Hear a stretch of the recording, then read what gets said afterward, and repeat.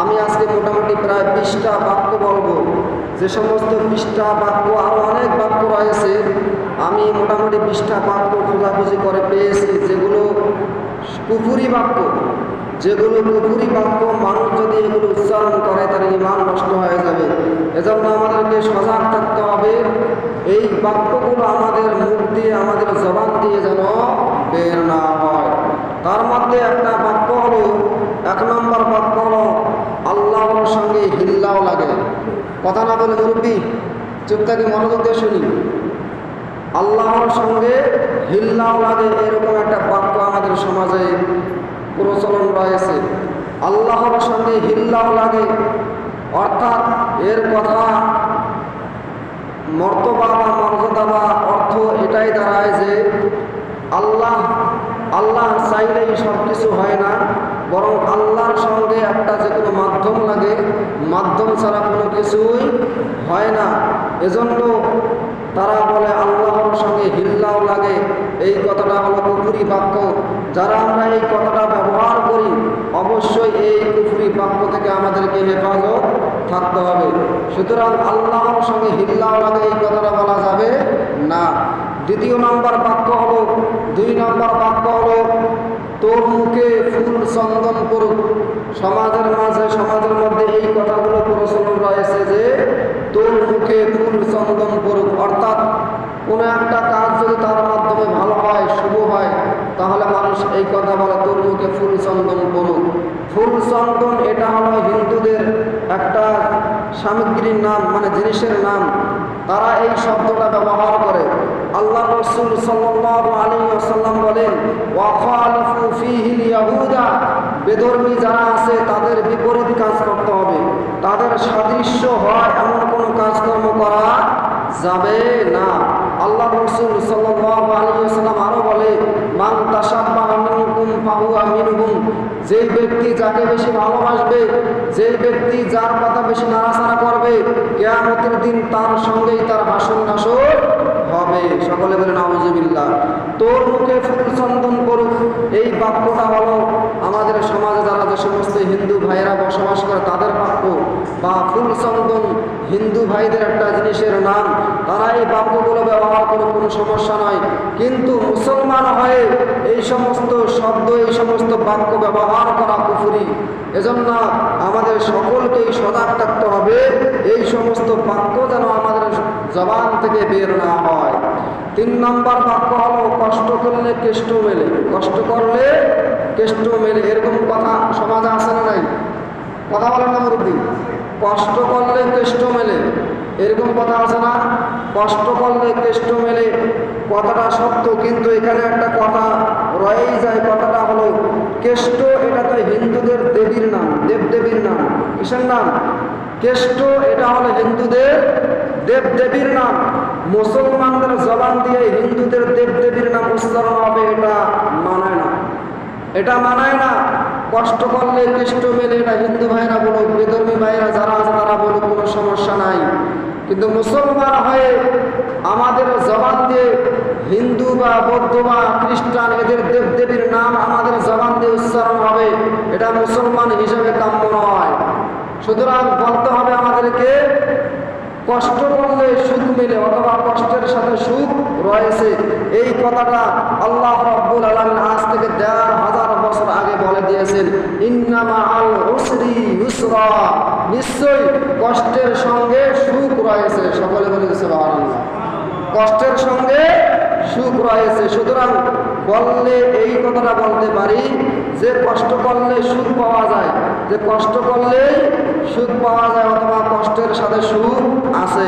সুতরাং এই কথাটা বলা যাবে না যে কষ্ট করলে কেষ্ট মেলে। কেষ্ট হলো বেধর্মী ভাইদের দেবদেবীর নাম। সুতরাং তাদের দেবদেবীর নাম আমাদের জবানে উচ্চারণ করা যাবে না। আল্লাহ পাক সুবহানাহু ওয়া তাআলা সকলকেই বুঝার তৌফিক দান করে। সকলে বলে আল্লাহুম্মা আমিন।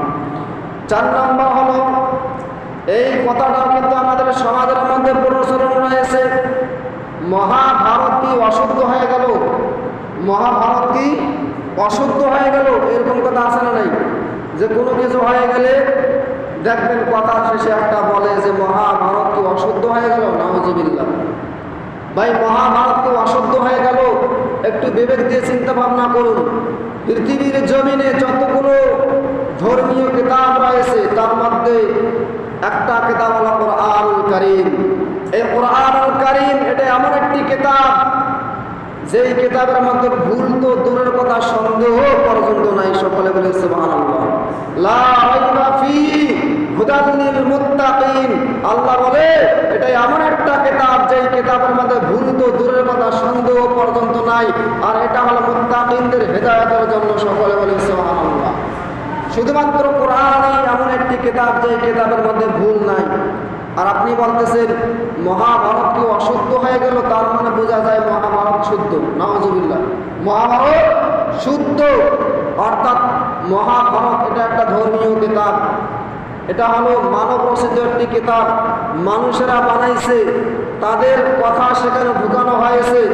আর মানব রচিত কিতাব মানে ভুলের সমাহার। ভুলের সমাহার, অবশ্যই সেখানে ভুল থাকতেই পারে। পৃথিবীর মধ্যে এমন একটা কিতাব রয়েছে কোরআন ব্যতীত, এমন একটা কিতাব দেখাইতে পারবেন যেই কিতাবের মধ্যে ভুল নাই। দেখাইতে পারবেন কেউ? কেউ দেখাইতে পারবে না।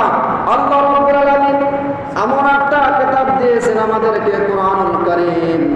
যেই কিতাব নিয়ে আল্লাহ রাব্বুল আলামিন আজ থেকে 1400 বছর আগে চ্যালেঞ্জ করেছে, তোমাদের মাঝে যদি কেউ থাকো এই কোরআনের মতো ছোট্ট থেকে ছোট্ট সূরার মধ্যে একটা সূরা বানিয়ে আমাদেরকে দেখাও।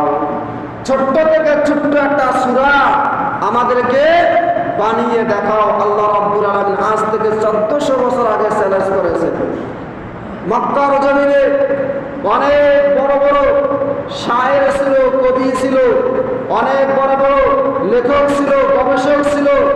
তারা কেউ আজ পর্যন্ত কোরআনের মতো তো দূরের কথা, ছোট্ট সূরার মতো তো দূরের কথা, একটা আয়াতের সমান একটা আয়াত বানাইতে পারে নাই।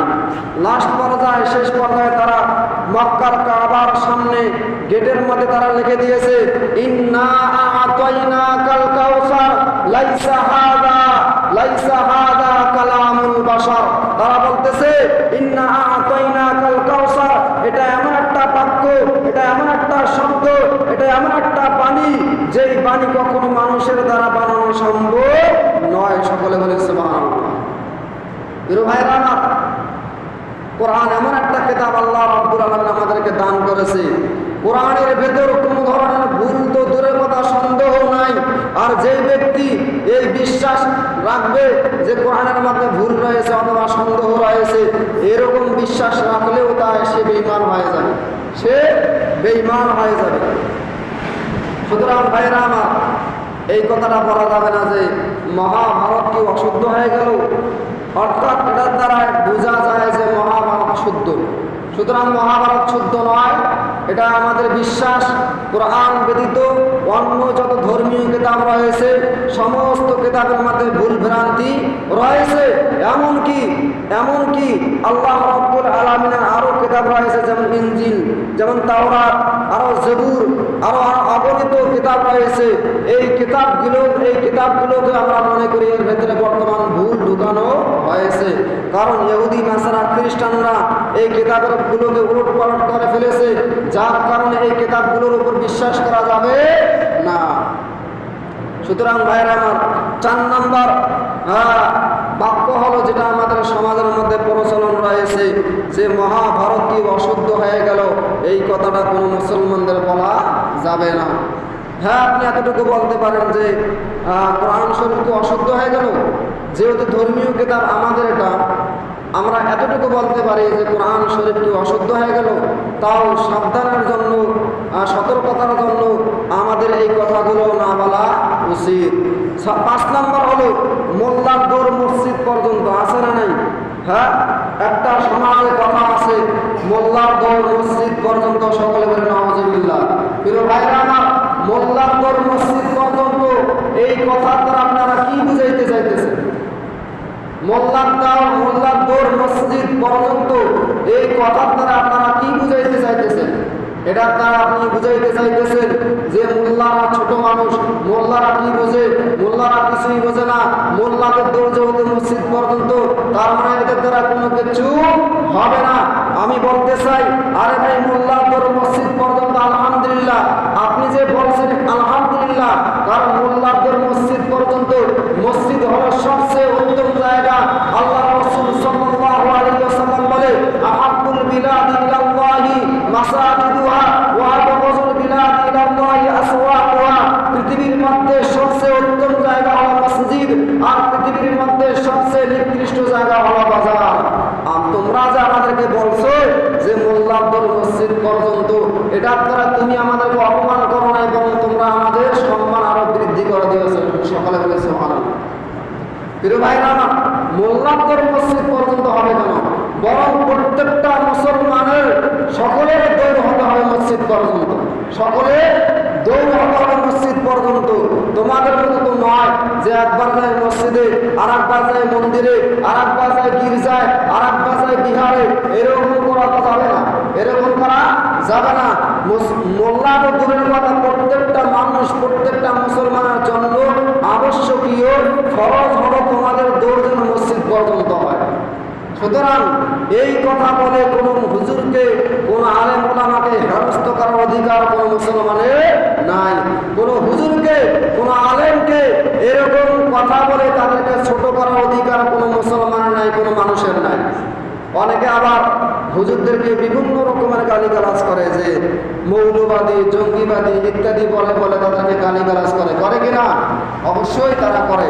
প্রিয় ভাইয়েরা আমার, একটা মাসআলা শুনে রাখুন। কোনো ব্যক্তি যদি মুসলমান হওয়ার কারণে তাকে অত্যাচারিত করা হয়, কোনো ব্যক্তি যদি শুধুমাত্র হুজুর হওয়ার কারণে, ইসলামের পণ্ডিত হওয়ার কারণে, ইসলামের মাসলা মাসাইল বুঝিয়ে দেওয়ার কারণে তাকে যদি ছোট করা হয়, ছোট চোখে দেখা হয়, অথবা তাকে অসম্মান করা হয়, বুঝতে হবে আপনার মাঝে নিফাক রয়েছে, আপনার মাঝে নিফাক রয়েছে, আপনার মাঝে মুনাফিকি রয়েছে। কারণ কোনো মুসলমান হুজুর দেখলে অসম্মান করতে পারে না। প্রিয় ভাইরা আমার, সুতরাং মোল্লারপুর মসজিদ পর্যন্ত এই কথাটা কুফরির অন্তর্ভুক্ত, এই কথাটা বলা যাবে না। বরং মোল্লারপুর মসজিদ পর্যন্ত কেন হবে? আমাদের সকলের দৌড় মসজিদ পর্যন্ত হওয়া উচিত। আমরা সকলেই মসজিদ পর্যন্ত যাব, কারণ মসজিদ হলো সবচেয়ে উত্তম জায়গা।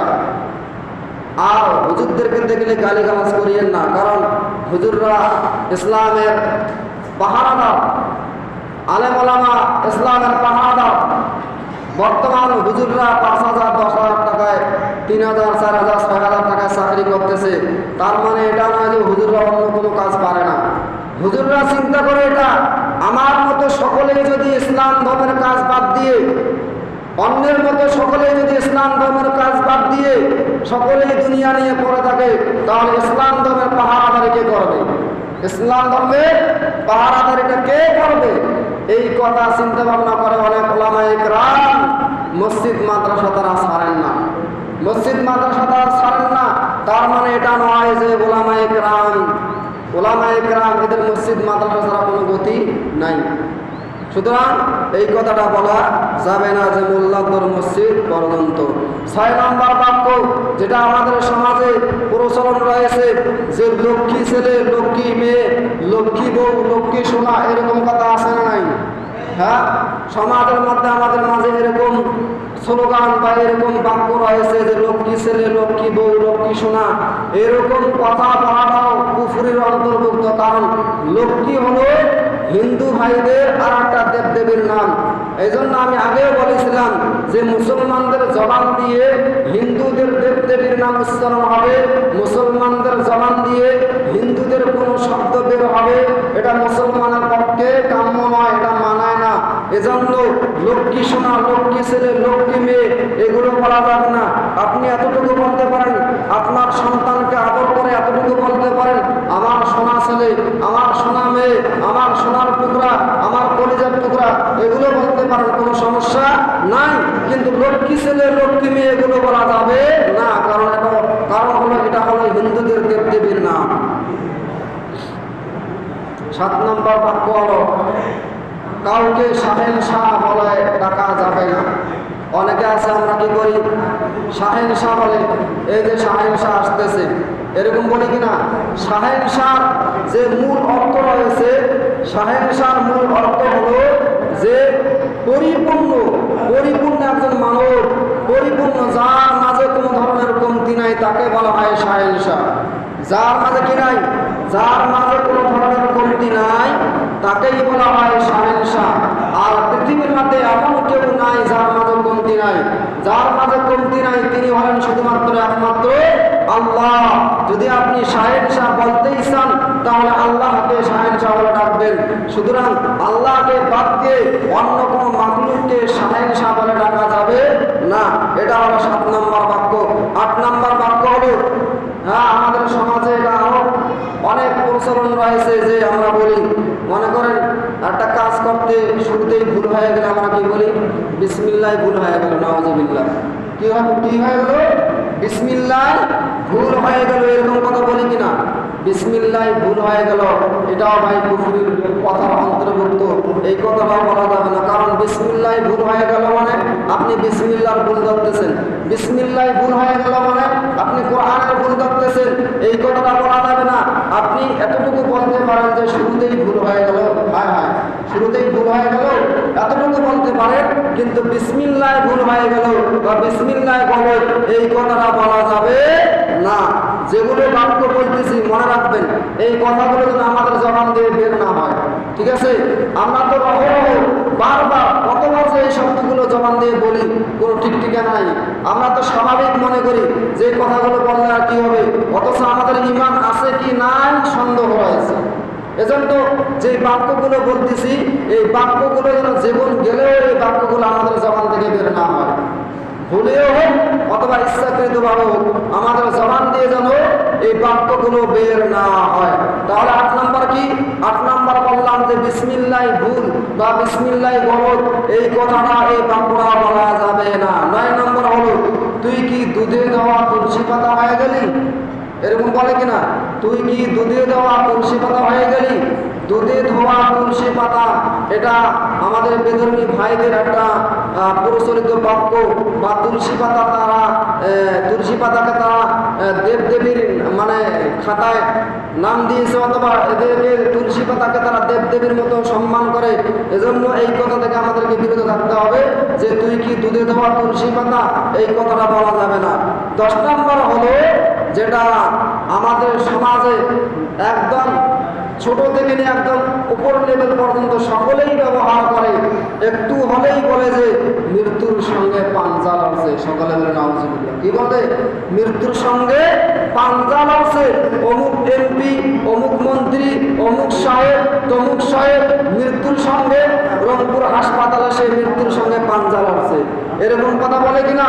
আরে হায়, এক ঢোক পানি তার মুখ, আপনি এক ঢোক পানি তার মুখে তুলে দেবেন, সে এক ঢোক পানি, 1 চামচ পানি গিলে খাওয়ার তার শক্তি নাই, সে বলে আবার মৃত্যুর সঙ্গে পাঞ্জা লড়ে। নাউজুবিল্লাহ। মৃত্যুর সঙ্গে পাঞ্জা লড়া যাবে না। মৃত্যুর সঙ্গে এত ক্ষমতা যে আপনি মৃত্যুর সঙ্গে পাঞ্জা লড়তেছেন। কোন মাখলুকের শক্তি নাই মৃত্যুর সঙ্গে পাঞ্জা লড়া। মৃত্যু এটা হলো আল্লাহ পাক সুবহানাহু ওয়া তাআলার একটা অলৌকিক শক্তি, অলৌকিক সৃষ্টি।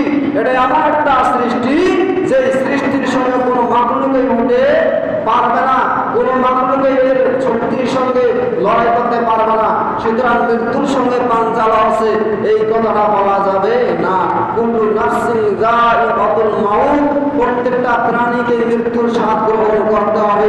সুতরাং তার মৃত্যুর সময় এসে গেছে, সে মৃত্যুবরণ হয়ে গেছে, এজন্য এই কথাটা বলা যাবে না মৃত্যুর সঙ্গে পাঞ্জা লড়ছে, এই কথাটা বলা যাবে না। 11 নম্বর হলো, আমরা আরো একটা কথা বলি যে অকালে ঝড়ে পড়ে গেল একটা ফুটফুটে তাজা প্রাণ, বলি কিনা? হ্যাঁ, ছোট বাচ্চা যদি মারা যায়, অথবা 10 বছর, 12 বছর, 15 বছর একটা বাচ্চা যদি মারা যায়, তাহলে আমরা কি বলি? অকালে ঝড়ে পড়ে গেল একটা ফুটফুটে তাজা প্রাণ। সকলে বলে নাউজুবিল্লাহ। ভাই, মৃত্যুর কোনো কি সময় আছে? কথা বলেন না। অকাল আর কাল কোনো আছে? মৃত্যুর কাছে আছে। আল্লাহ পাক সুবহানাহু ওয়া তাআলা যাকে যতটুকু হায়াত দিয়েছেন সে ততটুকু হায়াত পাবে, যাকে যতটুকু সময় দিয়েছেন সে ততটুকু সময় পাবে, এর বেশি পাবে না। যার মৃত্যুর সময় হয়েছে সে ওই সময়ে মারা যাবে। আল্লাহ বলে, ইযা জাআ আজালুহুম লা ইস্তাখিরুনা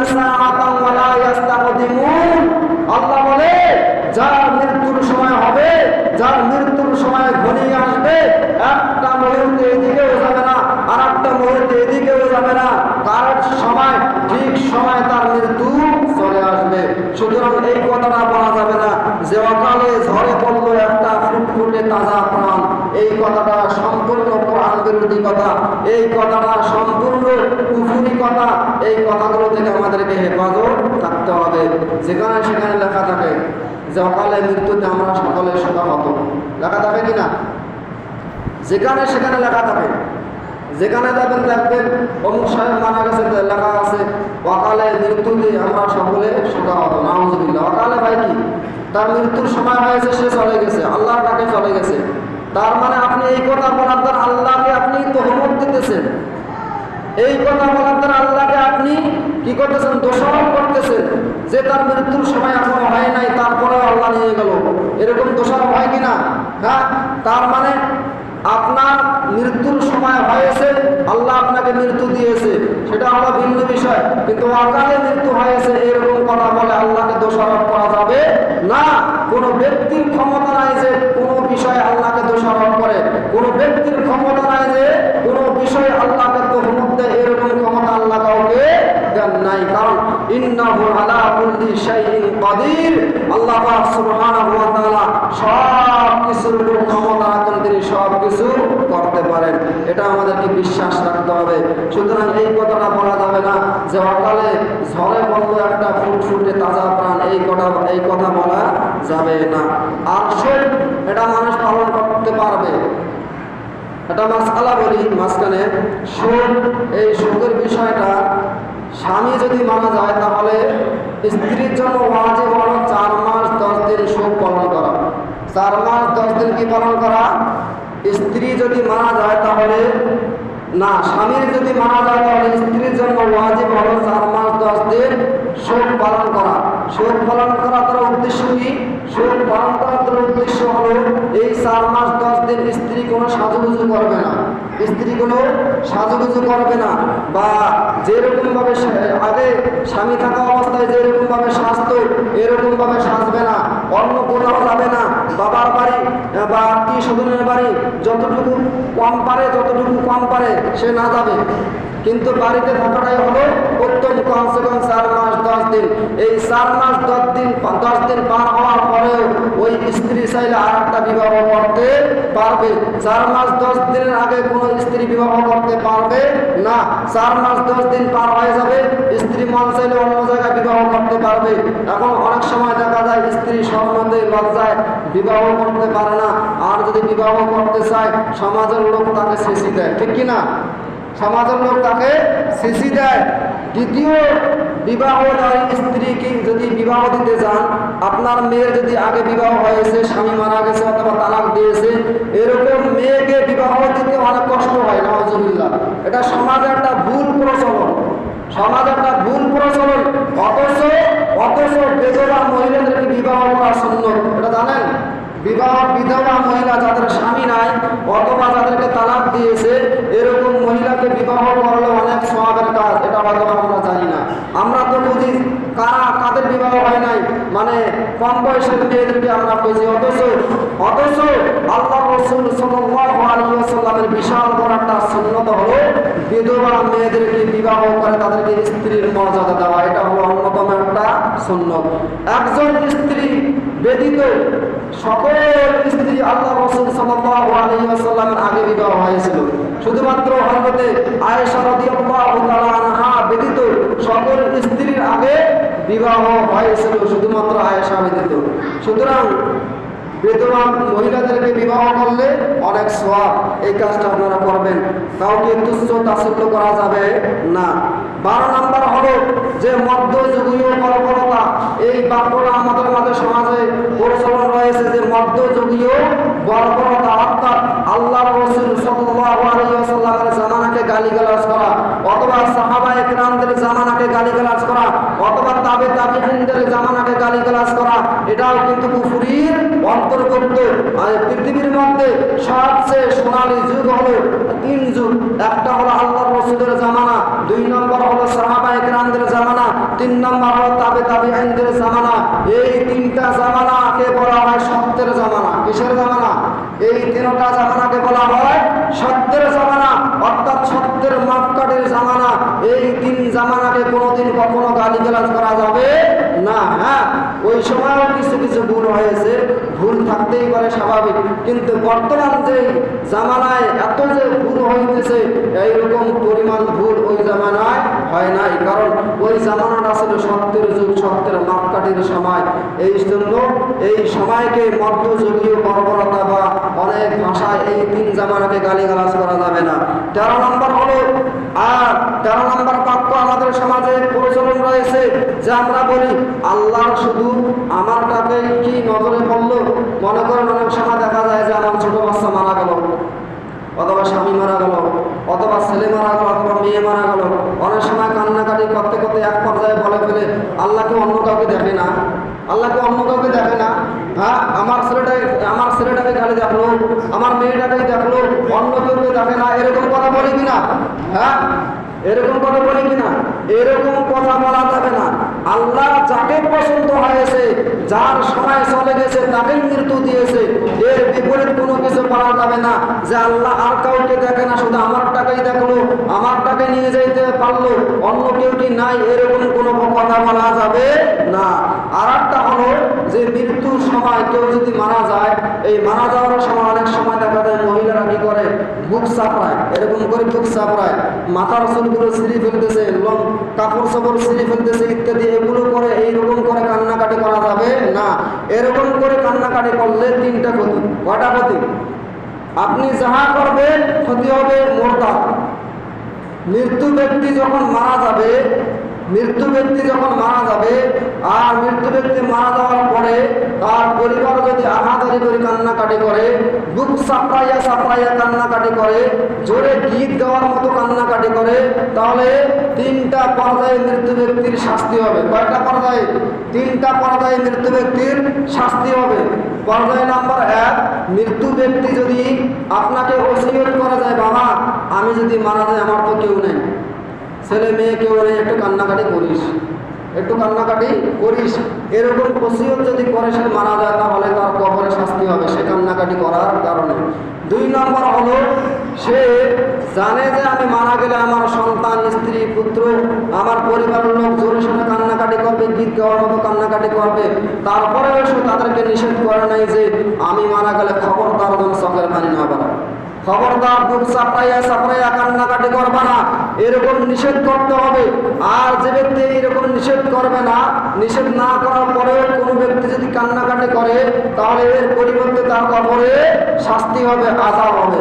এজন্য আমাদের সকলের উচিত হলো, যেহেতু সমাজের মধ্যে বর্বরতা চলতেছে, একটা কুপ্রথা চলতেছে, কেউ মারা গেলে এরকম বুক চাপড়াইয়া কান্নাকাটি করে, গীত গাওয়ার মতো কান্নাকাটি করে, হ্যাঁ, এরকম করে কান্নাকাটি সম্পূর্ণভাবে হারাম। হ্যাঁ, আপনি কান্নাকাটি করতে পারবেন, কেমন ভাবে? যেমন রাসূল আকরাম সাল্লাল্লাহু আলাইহি ওয়াসাল্লাম কান্নাকাটি করেছিলেন তার সন্তান মারা যাওয়ার পর। রাসূল আকরাম সাল্লাল্লাহু আলাইহি ওয়াসাল্লামের 3জন ছেলে সন্তান ছিল। কয়জন? 3জন ছেলে সন্তান ছিল। রাসূল আকরাম সাল্লাল্লাহু আলাইহি ওয়াসাল্লামের 3জন ছেলে সন্তান যখন মারা যায় ছোট্টবেলায়, রাসূল আকরাম সাল্লাল্লাহু আলাইহি ওয়াসাল্লাম আপনার মতো আমার মতো করে বুক চাপড়াইয়া কান্নাকাটি করেন নাই, তিনি কান্নাকাটি করছেন, হ্যাঁ, নীরবে, কেউ যেন না দেখে, চোখের পানি পড়তেছে, ঝরতেছে। সাহাবায়ে কেরাম বলতেছে, ইয়া রাসূলুল্লাহ আপনিও কান্নাকাটি করতেছেন। রাসূল সাল্লাল্লাহু আলাইহি ওয়াসাল্লাম বলতেছে, কি করব, সে তো আমার সন্তান। আপনি নীরবে কান্নাকাটি করতে পারেন, তার জন্য দোয়া করতে পারেন, কিন্তু এরকম করে গীতের মতো, গানের মতো আপনাকে দুঃখ চাপড়াইয়া আপনাকে আহাজারি করে কান্নাকাটি সম্পূর্ণ করা হারাম। এই যে আমরা এইভাবে কান্নাকাটি করি, আমরা তো জানি না এর দ্বারা মৃত্যু ব্যক্তির শাস্তি হয়, কবরের শাস্তি হয়। আমাদের তো গুনাহ হবেই হবে, প্লাস মৃত্যু ব্যক্তিরও শাস্তি হবে। এজন্য আমি সকল মা বোনদেরকে অনুরোধ করতেছি, পুরুষ ভাই সকলদেরকে অনুরোধ করতেছি, আমরা যেন কেউ এইভাবে কান্নাকাটি না করি।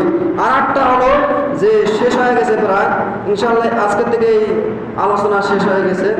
তারপরে 14 নাম্বার হলো, যেটা আমরা সকলেই বলি, নামাজ না পড়লে আমাদের ঈমান কিন্তু ঠিক আছে। নাউজুবিল্লাহ বলবেন না?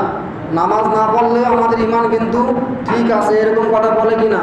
আরে ভাই, নামাজ না পড়লে আমাদের ঈমান কিন্তু ঠিক আছে, এটার দ্বারা কি বুঝাইতেছেন? নামাজ লাগবে না?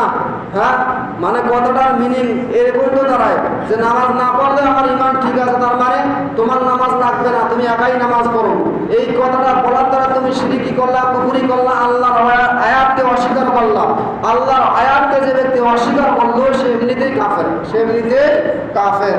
সুতরাং নামাজ না পড়লেও ঈমান ঠিক আছে এই কথা বলা যাবে না। আল্লাহ রাসূল সাল্লাল্লাহু আলাইহি ওয়াসাল্লামের স্পষ্ট কথা, বাইনাল আবদি ওয়া বাইনাল কুফরি তারকুস সালাহ।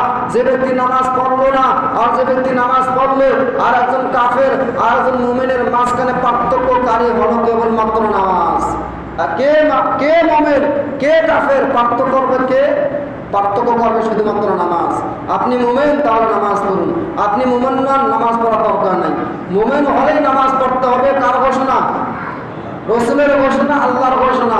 আর যদি আপনি মুমিন না হন, কাফের হন, তাহলে আপনার জন্য নামাজ লাগবে না।